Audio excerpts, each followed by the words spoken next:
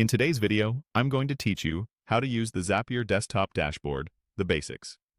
First, open your browser, head to zapier.com and log into your account. After signing in, you'll land on the home page. This is your control center.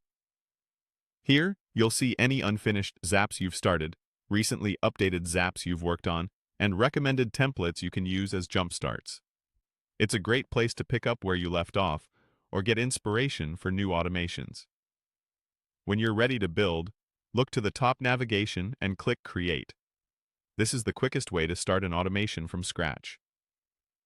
In the Start from Scratch section, select Zap. A Zap is a workflow made of a trigger and one or more actions, and this path gives you full control over how it's set up. If you're new, take a moment to name your Zap clearly so it's easy to find later. On the left sidebar, click Zaps to see all your existing workflows. From here, you can open a Zap to edit it, toggle it on when it's ready, or turn it off if you need to pause it. You can also delete any test Zaps you no longer need to keep your workspace tidy. Next, click Tables. Tables are automated data tables you can use as a lightweight database for your workflows.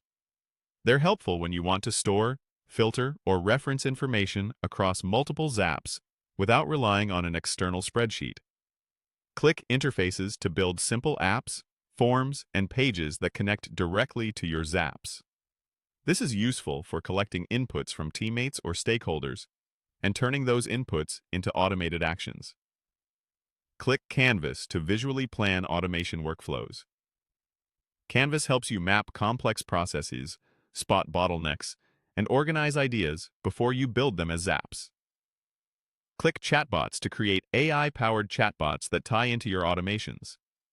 These can collect information, answer questions, or trigger Zaps based on user inputs. Click Agents to manage AI teammates.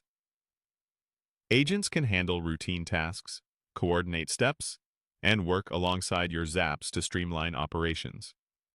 Click App Connections to view and manage the apps you've connected to Zapier. If something isn't working as expected, this is the place to refresh or update connections. Click Zap History to see task runs and overall automation activity. Use this to troubleshoot, confirm that Zaps are running, and understand task usage. At the top of the dashboard, check Plan Tasks to monitor how many tasks you've used and when your usage resets. If you need more capacity, click Manage Plan to upgrade or adjust your subscription. If this video helped, please like, subscribe, and share. Thanks for watching.